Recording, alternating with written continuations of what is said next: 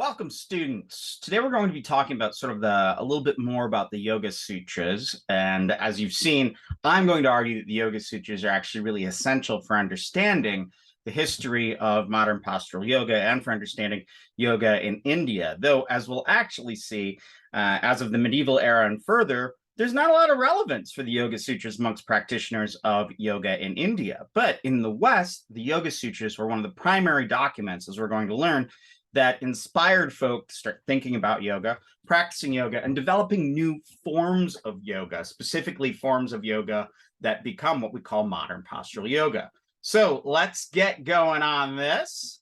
Here I am sharing the screen, the ritual of the professor saying, I'm sharing my screen. And here we go. So today we're going to be talking about Yoga Sutra translations and commentaries. So the Yoga Sutras obviously are texts written in Sanskrit, in a very terse type of language called Sutraic Sanskrit, the Sanskrit of sutras, and I'll talk more about that. But they're always encountered when you're looking at them in the Sanskrit source with a commentary, with another author who is looking at those short verses and then explaining their meaning.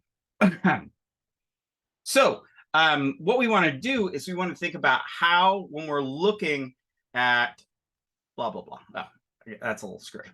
So how do we compare Bryant's sort of condensed translation to sort of Barbara Stoler Miller's? I mean, we looked at Bryant, and it comes out of this big, long book in which he actually translates a ton of commentaries along with the root text. But you go to the root text, it's really short. And Stoler Miller, you got 84 pages. So when you compare them, I want you to think about how they even look differently on the page. I mean, Bryant gives you the Sanskrit, then breaks up the transliteration, then just gives you the words. That's it. Whereas Stoler Miller gives you sort of this poetic, sort of free form version of it where, the words are kind of all over and the lines are broken up in interesting ways. So what does it mean that these two texts, in fact, are working, or that these two versions or these two translations are working from the same Sanskrit root text, the same Sanskrit original? Well, we need to think a little bit about what's called translation theory. Now, translation theory is an academic discipline that studies how translations are produced and performed. It compares different translations. It also sets out methods in order to get the best practices of translation. I mean, you can even find whole PhD dissertations written on the varied translations of Russian literature.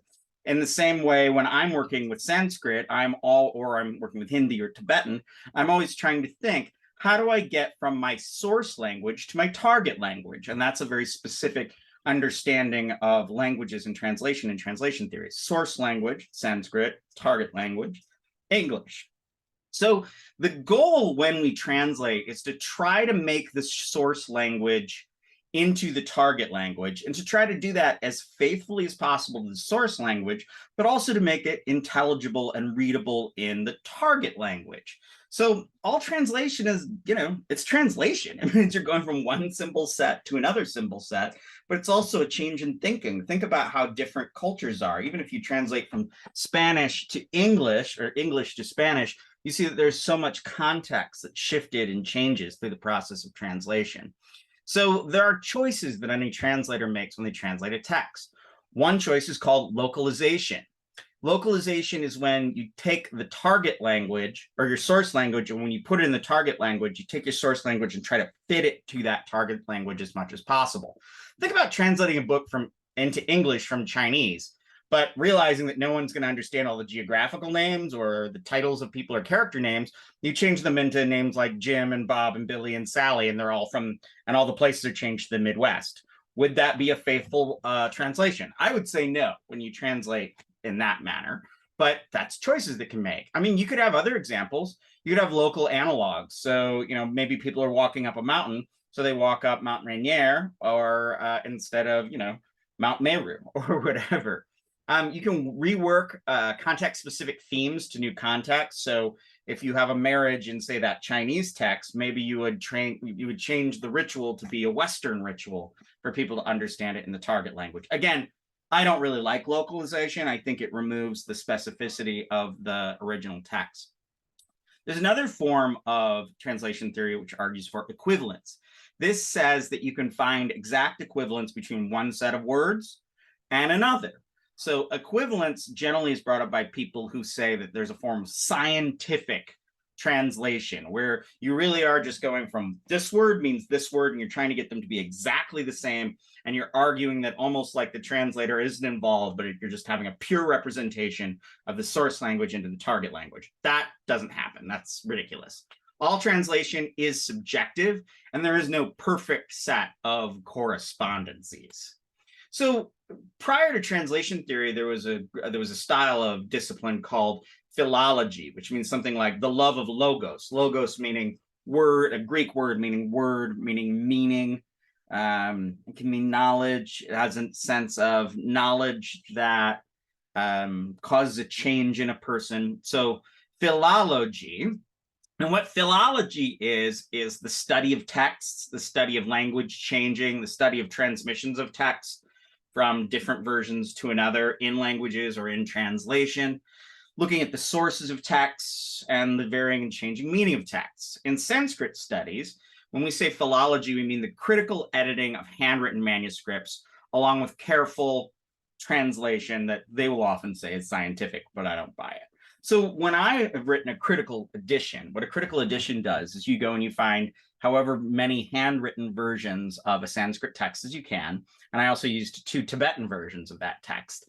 And I looked at all of them and I tried to figure out what was the oldest version, what was the closest to the original version of the text. And I figured out what manuscript was later, which ones were earlier. It helps to have it translated out into the Tibetan because I can get a date and whatnot. So you triangulate between to try to figure out the oldest version of the text, but you are always making a process. There's always a subjectivity in it.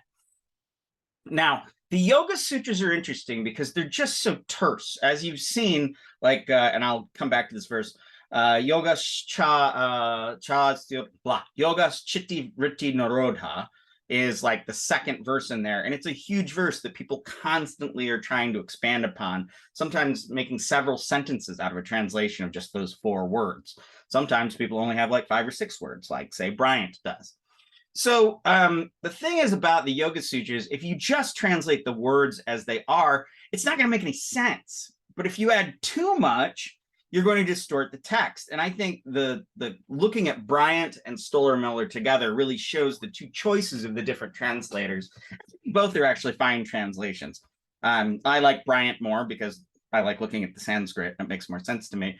But I get how and why people really like Stoller-Miller. And Stoller-Miller doesn't get too far off from the Sanskrit sources, unlike other thinkers that we'll see summarized in White's essay, for White's chapter for today. So the thing is, they're called sutras, which I told you means like suture, means like these short, pithy aphorisms. So this is a genre of text called sutras. Many are Buddhist, like, say, the Heart Sutra or the Lotus Sutra that you've heard of. Then you have tantras, like you have the Shiva Sutra by Utpaladeva.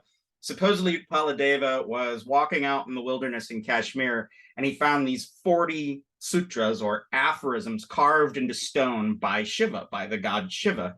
And so he wrote them all down, and then he wrote a commentary around them, and that's called the Shiva Sutras.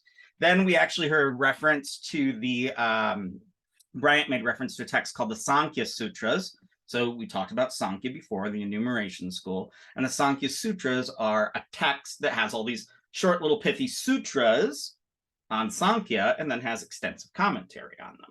So one thing I wanted to make clear on this is that all translation, in a sense, is vernacular. You know this term vernacular? Vernacular means the common speak, the vernos, the common speech of a person. And I have a picture up here of Leonard Premiano, who's a great folklorist, and he's, you know, clearly showing a book to a student here. And he died just recently, and I'm editing a book that's very much inspired by his work on folk religions. But the thing that Premiano made this excellent point is that, you know, there's scriptural traditions and vernacular religion, but he says everything is vernacular. So when a priest gives a homily, you know, it doesn't matter if he's looking at the text in Latin or in English. When he explains it to you, he's going to be using his own language. When a pundit, so a Sanskrit scholar, reads the Sanskrit text and explains it to someone, he's going to explain it in English if he's a Westerner, or in Hindi or Telugu or whatever Indian language if he's Indian. So we're always taking texts and turning them, especially if they're scriptural texts or revered texts, and when we explain them, the very act of explaining them makes them vernacular. So we're constantly taking Sanskrit sources and turning them into normal speech. And I think that's also what we see in the many translations of the Yoga Sutras that we'll deal with in White's chapter, is that you're seeing that there's almost a vernacular style of yoga, a yoga that has a language of common speech. When you look at Stoller Miller, remember the kind of floral poetic style, and look at Bryant, you see this very terse, very kind of clearly sticking to the source material as closely as possible, but both do a pretty darn good job. I screwed up my slides. So the next thing we're going to look at is White's chapter, which we read about 20 pages of today in the Yoga Sutra of Patanjali. Now, notice the name of this book. It's the Yoga Sutra of Patanjali, a biography, writing about a life, or writing about a book here. Notice it's not bibliography. So what White has done is he's written a book about a book. So his book here is not a presentation of Patanjali's Yoga Sutras, but it is a history of the book and its many translations. Okay, so back here. So who are the different readers and interpreters of the Yoga Sutras, just in general? So, I mean, there's really three groups. You have classical Indian scholars, commentators, and pundits. So these are revered Sanskrit scholars of India that study the Yoga Sutras as one of many, many scriptures. And so these guys, I mean, they don't actually study the Yoga Sutras too much up until the last 50 years because everybody wants them to. The Yoga Sutras fell out of way and weren't really studied by classical pundits all that much. Who else is reading the Yoga Sutras these days? If you run into somebody on the street who's reading the Yoga Sutras, we have modern critical scholars like me. There are philosophers and Sanskritists who examine a text and its commentaries, seeking to understand its meanings. Philologists, those who do philology, will be trying to understand how different people understood the text over time. So these are the people that read the Sanskrit text, try to make sense of it. People like Edwin Bryant. The interesting thing about Edwin Bryant is he is also a yoga practitioner himself and has been for something like 30 years. So who are the third groups of people that we see reading the Yoga Sutras that we run into on the street? Well, we have modern day yoga practitioners, people who do modern postural yoga, people who are going to yoga studios where they'll often chant parts of the Yoga Sutras, which is a new development, or use sections of the Yoga Sutras to explain their practice. So what are modern yoga practitioners and gurus, teachers of yoga? Why are they reading this text? They read the text as an inspiration for their postural practices and occasionally to sort of make sense and frame their postural practices. Though, as you've heard me say before, and I'll say again, asana is described in the Yoga Sutras only once, and it says, you should make your posture, your asana, dhrita, firm, and sukha, comfortable. So the only thing we really have said in the Yoga Sutras about all of these asanas, that we see people doing hundreds of asanas and body positions in yoga studios and saying it all comes back to the Yoga Sutras. But in fact, the Yoga Sutras just merely say, make it calm, make it comfortable, make it firm. Okay, so bad slides. Anyway, how do people read the Yoga Sutras? Well, the one thing I'm going to talk about today is how the Yoga Sutras are always found with a commentary. In fact, we have no early text that is just the Yoga Sutras with nothing else. Our earliest versions of the manuscripts are surrounded by the commentary, first and foremost, of a guy named Vyasa. A funny name that we'll come back to in a minute. I wanted to make a couple of points here. I'm sorry, I moved on too fast. When I was back here, who are these readers and interpreters of the Yoga Sutras? What you won't find is traditional yogis. Remember, I talked about yoga practice and yogi practice. So if you're in India and you meet like Indian guys with long dreadlocks and wearing loincloths and doing yoga all the time, they don't read the Yoga Sutras. They actually don't think it's a very important text in general. They don't read many texts in general. They're like, my guru taught me this. That's the important thing. And they're like, well, what did he teach? He's like, it's a secret. It's a secretive tradition that they don't really share with people. One thing you can see, I'm going to leave that.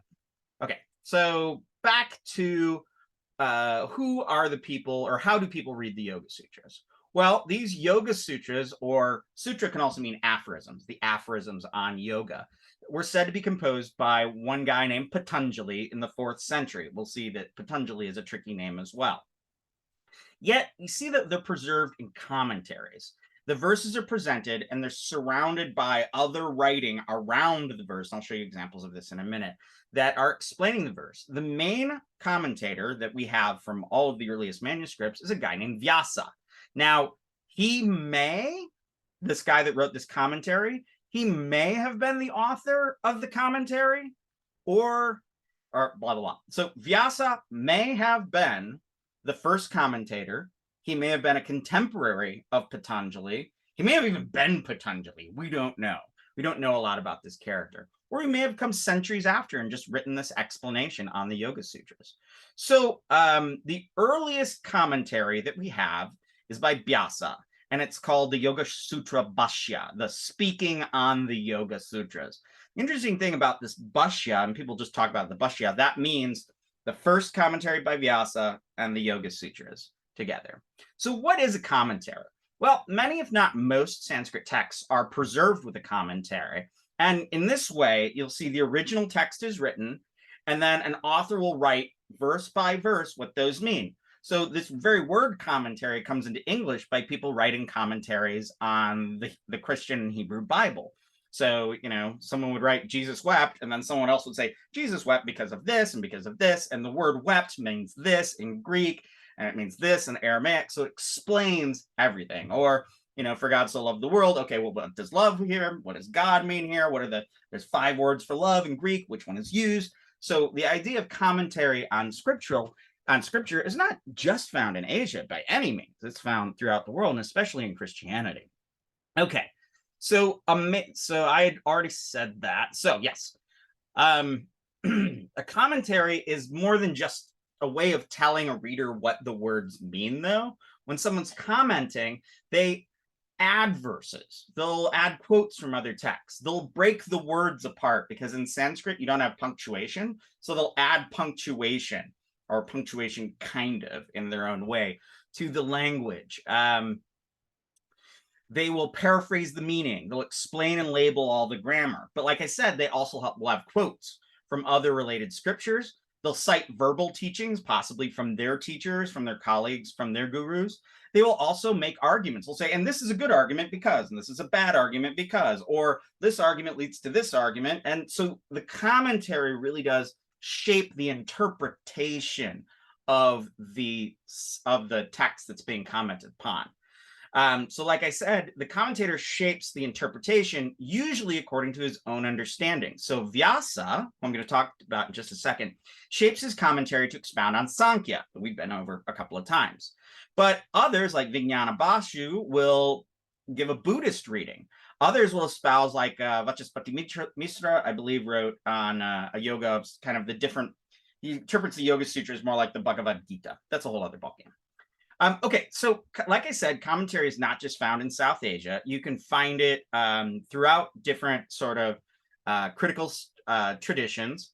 So you have, I can think of just off the top of my head, you have commentaries on Quranic Arabic that's very common in Islamic jurisprudence.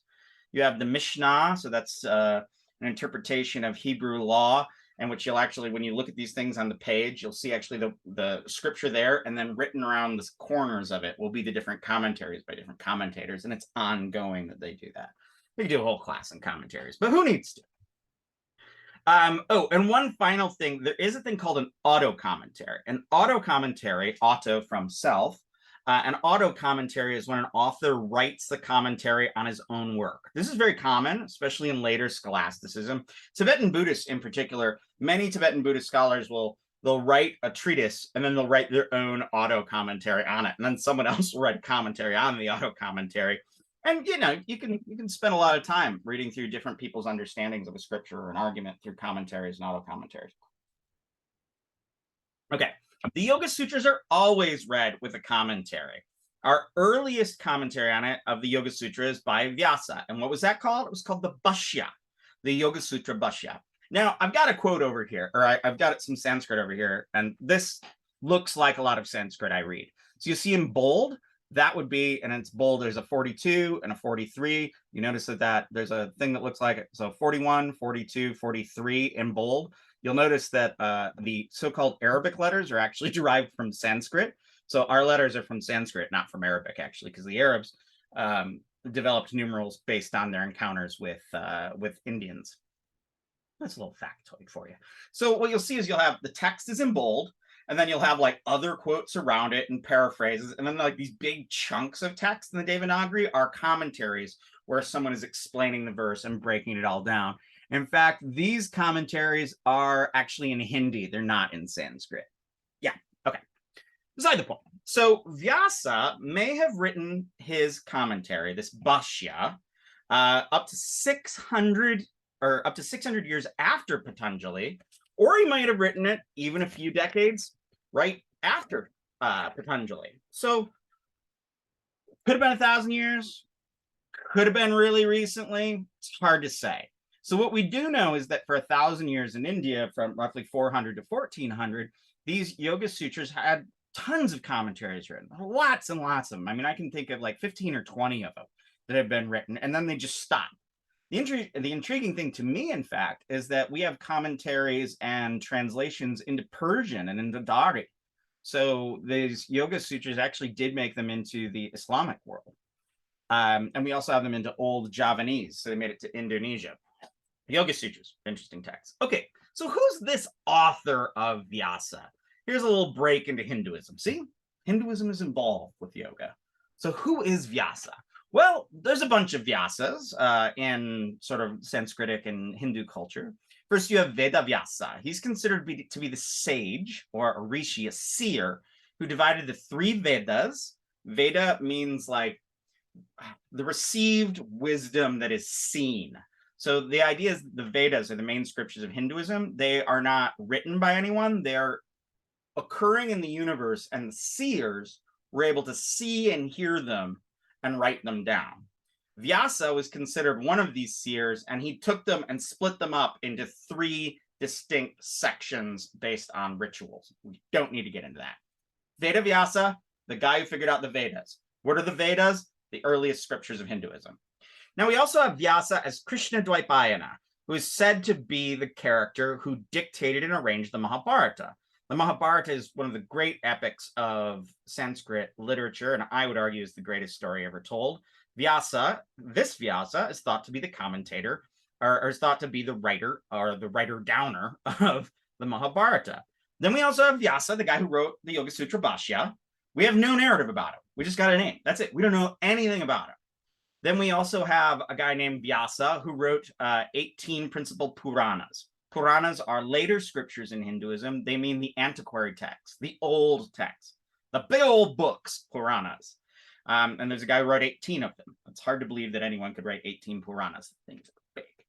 And then in Sikhism, the religion of Sikhism, Vyasa is a rishi, so a seer, and an avatar of Brahman, who compiled a vast collection of kingly narratives about various imperial kings before the rise of the Sikh gurus and rulers. So these are all the Vyasas in your neighborhood. And contemporary yoga thinkers will say, oh, they're all the same. That's all the same guy. And I remember one of my first professors was convinced that Veda Vyasa and Vyasa in the Mahabharata were the same guy. But that's the kind of argument he would make. He was a white guy who was very much wanted to convert his whole class into being Hindus. I don't want to convert you to be Hindus. I don't want to convert you to be yoga practitioners. I'm just here for the critical history. Okay, there is an exciting new theory put out by a guy named Philip Moss, who says that there never was a Vyasa.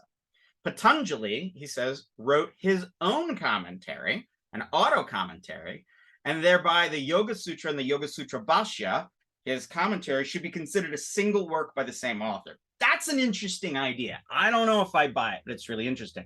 Patanjali is tricky too. We'll talk about him because there's the Patanjali from the Yoga Sutras, and there's a Patanjali that invented Sanskrit grammar. And some people say they're the same guy. There's no way they were the same guy. They came from completely different eras. Okay, so why do we need a commentary? Without the commentary, the Yoga Sutra is just baffling. It's terse, it's really short, it has all these technical terms like, say, yoga, that don't have any definitions. So a commentary helps you kind of figure out what is going on in a text. Sometimes the text just wouldn't be able to be understood without it. There are only 4 clear verbs in the whole of the 195 verses. And at one point, I'm going to go through the Sanskrit and figure out what those 4 verbs are. I keep meaning to, and I haven't. So the commentaries, actually what they do, like I said, is they break apart the verses and the grammar and supply technical definitions and fill in grammatical absences. One interesting thing we do see is that the language of the Yoga Sutras is really similar to what we see in Buddhist scriptures at the time. So some folks argue, some scholars have argued that the Yoga Sutras were actually being taken over or appropriated by Hindus that were taking over early Buddhist philosophy, which is an interesting idea, that maybe the Yoga Sutras were a reaction to Buddhism. I like it. Works for me. Okay, so commentators are kind of writing in a context of debate. Now, we know of debate as, something you do in school or something we watch politicians do, but debates are a little different in the Sanskritic culture. So patrons of debates would sponsor debates in which pundits, so pundit means a traditional scholar, gurus and saints would travel to a kingdom or a court or a place of learning, often in the king's palace. And what they would do is they would argue. They would debate using scripture, interpretation of scripture, and reasoned argument and logic. And in fact, a skillful debater would try to argue using the reasoning of a lesser school. And if they could win on a lesser school, that was considered really great. So if you used, say, Sankhya to debate Advaita Vedanta, a later school of thinking, and use Sankhya to disprove Advaita Vedanta, people would be like, oh, that's amazing. How'd you do that? You'd be considered even more skilled. Now, the winner of the debate could win patronage. They could get money from the king for their monastery. They could get a set gift, like the debate has a win. Whoever wins at the end, gets a prize. Or they could even get a position of power in a guru school. So the king might appoint him and say, all right, I'm going to give you a school where you can be the head of the school and you can train other people to debate and do meditative practice and whatnot. However, if you lose in a high stakes debate, and there's a lot of stories about this, but I'm not sure it ever happened, sometimes the loser would lose their life and they would have to forfeit their heads. They would be decapitated for losing. Could you imagine? So this is the point, is to make it, debate's a big deal. And when I talk about these commentaries, the commentaries are in that vein of you're always trying to assert your own interpretation, take other scriptures and other arguments, and make the best argument you can to defeat others, because debate is a contest. So Vyasa's commentary is intriguing because, like I said, all the early manuscripts of the Yoga Sutras contain Vyasa's early commentary, the Yoga Sutra Bhashya. So Vyasa, in fact, we know was an exponent of Sankhya. Oh, yeah? So we find these terms, Purusha, Prakriti, Buddhi, the awareness, Ahankara, ego, and other Sanskrit terms that are not found in the Yoga Sutras themselves, but the commentary of Vyasa is filled with them. This lets us know that he was a Sankhya guy, and he was trying to interpret the Yoga Sutras according to Sankhya. Now, what we're going to see when we look at Bryant's interpretation and his summary of a whole bunch of commentaries is that he says, yeah, you know what? Patanjali's Yoga Sutras and Vyasa, that is Sankhya. So he really sticks with using Sankhya to interpret the Yoga Sutras, which I think makes sense. We're going to keep revisiting these technicalities of Sankhya throughout the class. And as I've sort of said before, the Yoga Sutras are essentially yoga plus Sankhya, or maybe it's Sankhya plus yoga. And in fact, in later philosophical understandings of the different schools of Indian thought, when they talk about Sankhya or they'll talk about yoga, they just call it Yoga Sankhya and say that these are the same school, and that Sankhya is the theory and yoga is the method. In fact, we have this lovely quote by Bryant, which Professor White quotes on page 11 and 12. So when we speak of Patanjali, what we really mean or should mean is the understanding of Patanjali according to Vyasa. It is Vyasa who determined what Patanjali's abstruse sutras meant, and all subsequent commentators elaborated on Vyasa. And Bryant demonstrates this throughout his big book, in which he correlates Vyasa with all of these other commentators, and he shows that everyone really is reacting to Vyasa. It cannot be overstated that yoga philosophy is Patanjali's philosophy as understood and articulated by Vyasa. So any understanding of Patanjali needs to have an understanding of Vyasa, that first commentary. All right, so translations are fluid. Now, I talked about translation and translation theory and commentaries. Well, one of the things commentaries can do is allow us to look at the way a text is interpreted over time and find the groups and people who read them.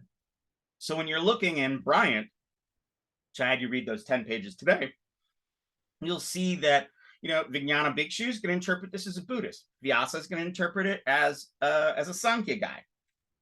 Commentators have their own agendas, but it also lets us know that Sankhya people were interested in the Yoga Sutras and that Buddhists were interested in the Yoga Sutras. So by looking at the perspectives that a commentator expounds upon, we can tell who was interested in it. Just like if you have a commentary of the Yoga Sutras that reads like neuroscience and is informed by, neural medicine, you're going to think, oh, this is probably shows that doctors were interested in the Yoga Sutras. And if you read another interpretation of the Yoga Sutras that uses all sorts of artistic terminology, you're going to think, oh, this is like, artists are using this. It's kind of an obvious point, but it makes sense to belabor it a second. So the first thing I want you to do is I want you to look at this verse. This is like the one piece of Sanskrit I'm going to ask you to learn. Yogas chitta vritti nirodha. So this is probably the most common phrase I ever hear when people talk about yoga. The Yoga Sutras is yoga, yogas, so yogaha, and you can see that the words aren't split apart. If you look at the Devanagari, the Sanskrit writing, the words are not split apart at all. The reader needs to break those words apart and know there is no punctuation.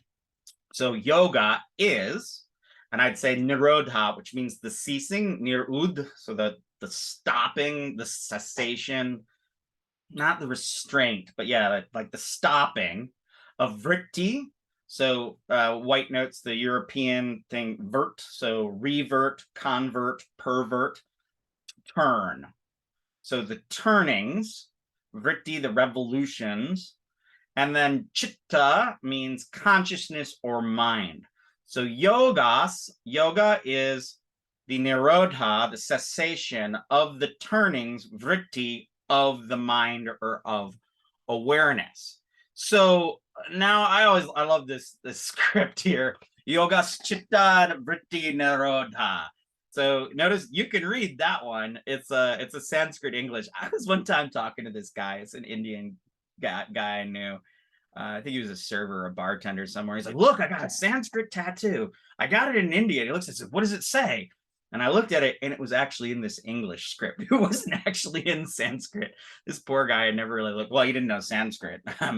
It was just, I'll never forget that moment. So there's tons and tons and tons of many translations of this verse. And like I said, the simplest is yoga is cessation or is the cessation of the turnings of consciousness. So what I want you to do is I want you to pull out White's book, David White's book, and I want you to go to page 13. So I'm going to give you a second. You can pause the video while you find it. We go to page 13. Page 13, everybody there? And you'll notice on page 13 and 14, White has a ton. He gives you 22 different translations of this verse that he found. And it's everything from the fifth one, which is actually Barbara Stoller Miller's one. Yoga is the cessation of the turnings of thought. Okay, that makes sense. But then look down at 12.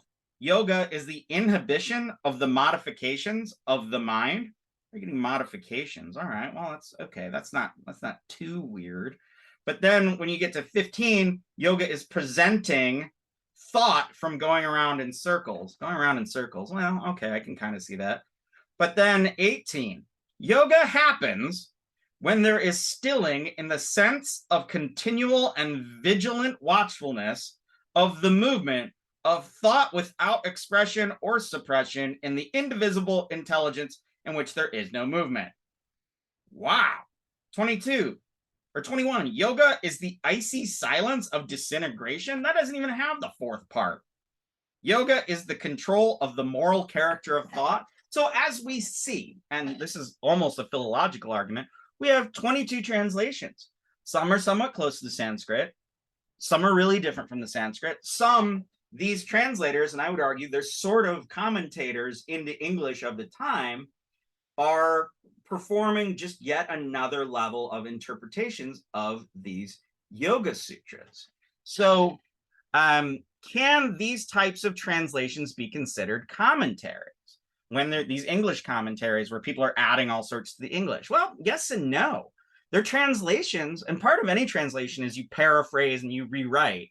And if a commentary is just kind of restating a Sanskrit text in a simple way in common speech in a vernacular, then I would argue that these contemporary books and translations of yogas that you can buy in any yoga studio or any bookstore are actually very much vernacular versions or interpretations of the Yoga Sutras.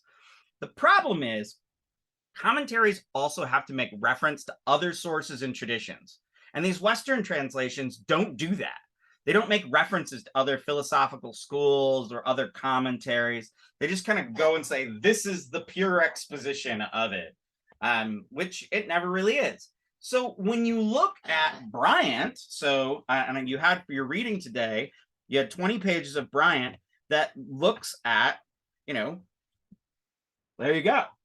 You got the Sanskrit, and then he explains what he has to say, and then he tells you the different commentaries he's going to do, and then he goes through and he gives you elements of 1, 2, 3, 4, 5 different commentaries and commentators that he reads, he interprets himself, and then also gives you his own nuanced interpretation. So I would say this is the closest to a traditional Sanskrit commentary, as opposed to, say, just any translation of the Yoga Sutras. So as a closing, White translates this beautiful poem that I quite like, that should help you remember Yogas Chitta Vritti Nirodha. Now remember, Yogas Chitta Vritti Nirodha, yogas, chitta, consciousness, vritti, turnings or revolutions maybe, nirodha, cessation. Yoga is the nirodha of the vritti of chitta. That makes sense in this poem. All right, so this is written by a commentator who White quite likes, and I have a feeling he might get this in print again. It's out of print now, by Hariharananda Aranya. And he cites this poem by one Shankarananda, and we don't know who that is. To catch the mind and keep it still is no small problem for my porous will. He's clearly writing in English. As many times as I shut it down, unceasing thoughts on me rebound. And youth I tried through alcohol. In later years, I turned to grass. The effects were good, but did not last. At last, with failing hopes, I turned to eastern paths, and my soul yearned to scale the mystic heights of bliss. Alas, no easy message this, and now with age and turmoil weary, all that's left me is this query. Will heart break or mind implode before my vrittis do narode, before my turnings do secede, do stop? So, what is yoga? From the Yoga Sutras, what we really see it as like a meditative system. We see it as a system for understanding the world, and as we will also see, we see it's a system for gaining magic powers. I mean, that's what that 3rd chapter is all about. And I love this picture. Did this guy narrode his chittas and his vrittis? Are his vrittis naroded here? I remember the thing about asanas that it says in the Yoga Sutras. It says, make it firm and make it comfortable. Nothing looks firm or comfortable about what that guy is doing. And I love this slide, this image I found that says, what is samadhi? And it has this guy. I'm like, what does that have to do with anything going on in the Yoga Sutras? So that's class for today. You have a couple of activities to do and have at them. I will catch you on the flip side. Take care, y'all.